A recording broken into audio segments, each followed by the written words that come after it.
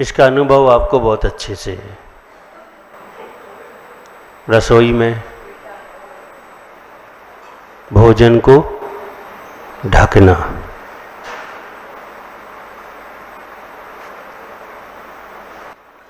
और इस उद्देश्य से रखना कि वस्तु खराब ना हो जाए।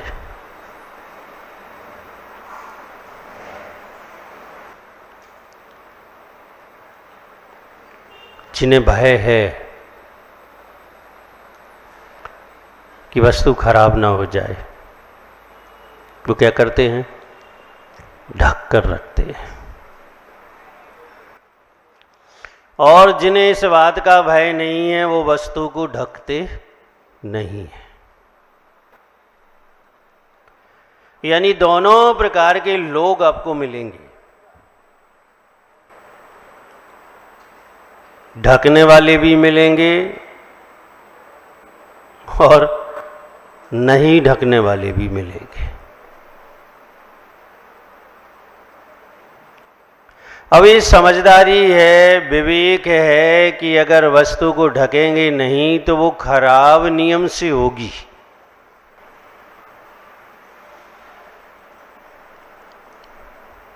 यही बात इस अंक पर भी लागू होती है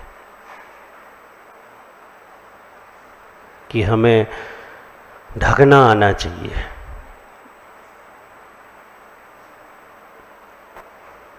अगर मान लो किसी अज्ञानता के कारण, किसी कर्म के उदय के कारण, किसी भूल के कारण किसी धर्मात्मा का कोई अवगुण आपकी दृष्टि में आ जाए,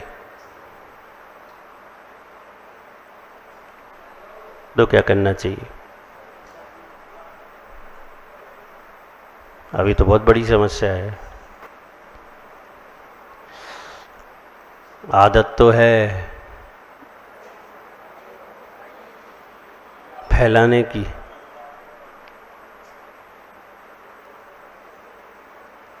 क्या आदत है? फैलाने की आदत है। और जब तक जो 4, 10, 20, 25 से नहीं कहलेंगे तब तक चैन नहीं पड़ेगा।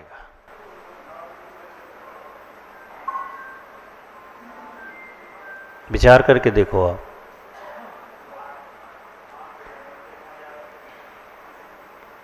दोषों को ऐसे कहते हैं लोग जैसे उस समय अमृत का पान कर रहे हो, इतने उत्साह के साथ, इतनी प्रसन्नता के साथ, इतनी गहराई से।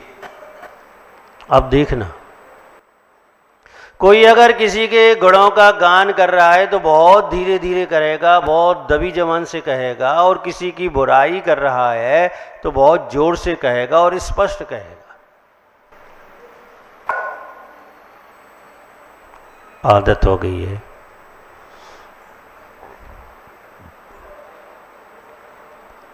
लेकिन यहां बात सम्यक दर्शन की चल रही है। अब सम्यक दृष्टि की पहचान क्या है? यही तो पहचान है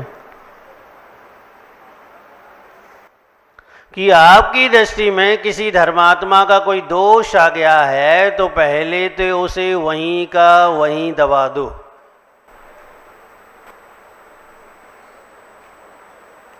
क्या कर दो? दबा दो, ढक दो इसे।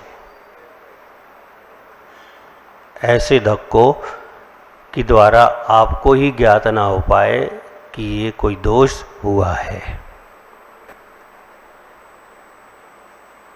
और कोई पूछ ले क्या हुआ, क्या देखा, क्या सुना, तो क्या करो? अब पूछा था सो कह दिया। झूठ थोड़ी बोलते। 100 में लाख झूठ बोलते हो। कितने में? 100 में लाख। और एक बात जो वन है उसकी बात को हम ये कह रहे हैं कि क्या झूठ बोलते? तो आचार्य कहते हैं इसलिए श्रावक का अणुव्रत होता है, सत्यानुव्रत होता है कि वह ऐसा भी सत्य नहीं बोलता है जिससे किसी के प्राण चले जाएं अथवा धर्म जिससे कलंकित हो जाए। लोग धर्म पर आस्था विश्वास को घटा लें, ऐसा भी सत्य वह ग्रस्त नहीं बोलता।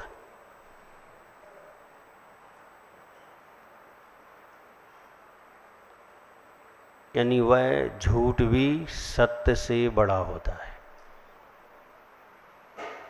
क्योंकि वहां प्रयोजन ये रखा गया है कि धर्म और धर्मात्मा की रक्षा हो, धर्म और धर्मात्मा से लोग परहेज ना करने लग जाएं, इसलिए वहां पर वो झूठ का प्रयोग किया गया है।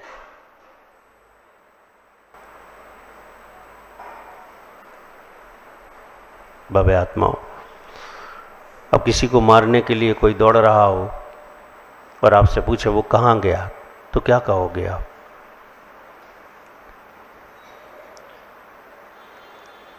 यही तो कहोगे कि मुझे नहीं पता। पता है, फिर भी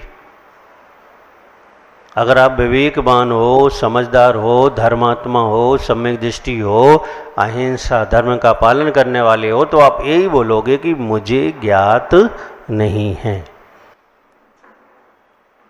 मैंने नहीं देखा कि वो कौन सी दिशा की ओर गया है, क्योंकि लक्ष्य यहां पर प्राणों का संरक्षण करना है।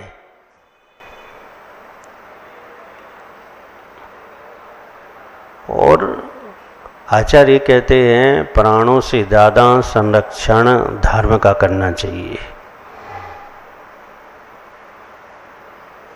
प्राण चले जाएं कोई बात नहीं, धर्म का संरक्षण होना ही होना चाहिए। अब अकलंक और निकलंक की कहानी पढ़ी होगी आपने। वो घटना, झूठ बोलकर पढ़ने चले गए। उद्देश्य क्या था कि संस्कृत का ऐसा ज्ञान प्राप्त कर लेना, ऐसा ज्ञान प्राप्त कर लेना जिससे जिन शासन को बहुत बहुत ऊंचाइयों तक पहुंचा सके। ग्रस्त योग क्रियाओं में इसलिए अणुव्रत दिए गए क्योंकि वो कहीं अवसर पड़ने पर, कहीं ऐसी विस्थिति पड़ने पर वो इनका प्रयोग कर सकता है।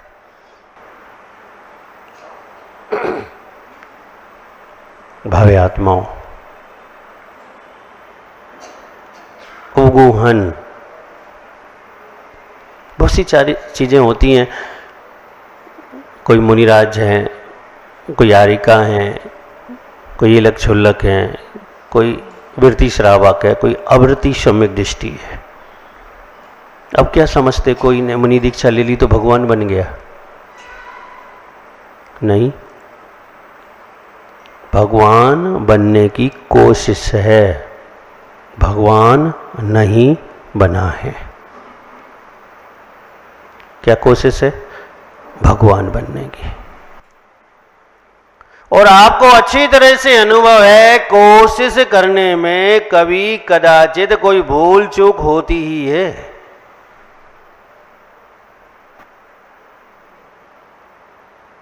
रोज आप भोजन बनाते हैं, रोज आप व्यापार करते हैं, फिर भी शाम को हिसाब लगाते हैं तो लगता है कोई चीज चली गई, लगता है कोई चीज बिगड़ गई।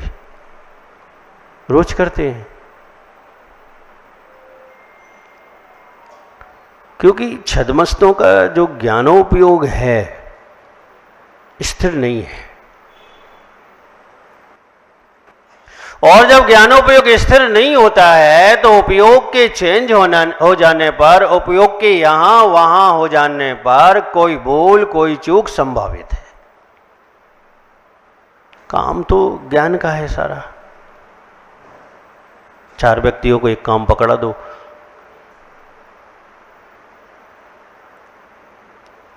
एक काम एक जैसा नहीं होगा। एक जगह ऐसी बात छिड़ गई कि सब महिलाएं एक सी रोटी बेल लेती हैं। आपकी बात कर रहे। 4 महिलाओं को बुलाया गया, उनको आटा दिया गया, रोटी बेल के दिखाओ।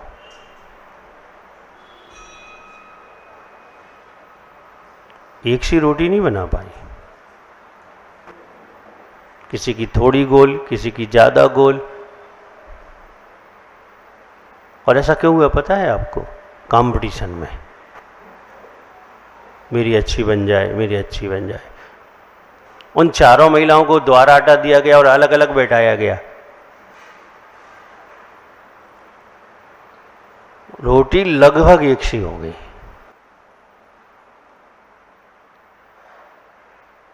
क्योंकि ये ज्ञान जो है ये बढ़ता है, लोगों को देखकर बढ़ता है, लोगों को समझकर बढ़ता है, लोगों की सोच विचार करके बदल जाता है। और साथ में कर्म भी तो है। ऐसा तो नहीं है कि मुनिराजों के कर्म का उदय नहीं आता, आता है। जब हम लोग बचपन में थे तब सोचते थे मुनिराजों को तो कोई दुख ही नहीं होता होगा। उस समय तो नहीं समझते ना कि मुनिराज क्या चीज होती है। पूछते थे बड़ों से, इनका भी सिर दर्द करता है क्या? तो हाँ, करता है। असाता का उदय आएगा तो सिर क्या, उदर क्या, हृदय क्या, हाथ क्या, कुछ भी अंग दर्द करेंगे। क्योंकि ये चीजें असाता पर निर्भर करती हैं, और चाहे वो मुनिराज हो और चाहे वो ग्रस्त हो, और उदय आ गया है असाता का तो कहीं ना कहीं तकलीफ, कहीं ना कहीं परेशानी तो होनी ही होनी है। 8 कर्म है। ज्ञानावर्णी कर्म का तीव्रोदय आ गया, सामायिक करना भूल गए। होता है, कोई भी किसी कर्म करना भूल गए, होता है। अब मान लो तुमने देख लिया, सामायिक का टाइम था, वो भूल गए, वो लेट गए, नींद लग गई, निद्रा का या पिछला का उदय आ गया। तो अब तुम्हें क्या करना चाहिए? नहीं, बाहर आके सबसे कहना चाहिए, वो सामायिक की समय तो सोते हैं। ये क्या है? ओगोहन नहीं है। ओगोहन का अर्थ होता है कि पहले ढक दें, फिर समझने की कोशिश करें कि ऐसा क्यों हो गया। अच्छा ये बताओ, धर्म की बात जैनेतर लोगों तक कैसे पहुंच जाती है? घटती तो आपके मंदिर में है। मान लो मंदिर में झगड़ा हो गया, मान सकते कोई ग्रस्त, 2 ग्रस्त लड़ गए, इस बाजार के इस बाजार से, उस बाजार के उस बाजार से बात कैसे चली गई कि जैन मंदिर में झगड़ा हो गया। अजैन तो कोई था ही नहीं है, अजैन नहीं था, और जैनियों के पास ओगोहन अंग नहीं था। और वो बाहर निकले और सबको सुनाते जा रहे, वो लड़ गए और लड़ गए, दोनों लड़ गए, एक दूसरे से लड़ गए, बातें करते जा रहे, बातें करते जा रहे, सुनाते जा रहे, और जिन प्रभावनाओं को कम करते चले जा रहे। क्योंकि व्यक्ति को टारगेट नहीं बनाता, वो धर्म को टारगेट बनाता है। वो ये लक्ष्य करता है कि ये जैनी हैं, ये जैन धर्म वाले हैं, और ये ऐसा लड़ते हैं। लड़ाई एक व्यक्ति की, 2 व्यक्ति की हुई है, बदनाम पूरी समाज, पूरा धर्म। और अगर ओगोहन होता तो मंदिर की दहलीज नापने से पहले प्रतिज्ञा करके निकलते, किसी भी कीमत पर प्राण निकल जाए लेकिन बात बाहर नहीं आएगी। आदत ऐसी पड़ गई है कि पेट में दर्द होने लगता है, अगर ज़्यादा देर हो जाए तो श्वास आना जाना बंद हो जाती है और मर ही जाएंगे। अब तो कह दो। हाँ, ये स्थिति है, कुछ लोगों की ऐसी ही स्थिति है। और बात को बढ़ाना, बड़ा चढ़ा के कहना, ये उनका स्वभाव है। और ये विचार नहीं कर रहे हैं कि इस स्वभाव में क्या स्थिति धर्म की बनेगी, क्या धर्मात्माओं की स्थिति बनेगी।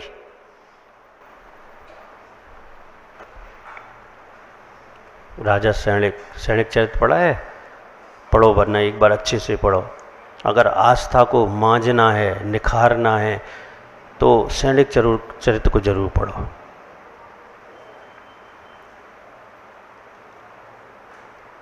गर्भवती आरिका और हिंसा करते मुनिराज। भली वो एक बहुत बड़ा ड्रामा था, बहुत बड़ा नाटक था, देवों द्वारा किया जा रहा था सैनिक की आस्था की परीक्षा लेने के लिए। और वो ये चाहते थे कि कितनी गहराई से सैनिक के अंदर उगवन अंगर पालन करने की शक्ति है, ताकत है। और उन्होंने ऐसा दृश्य दिखाया जिसमें उगवन की जरूरत थी।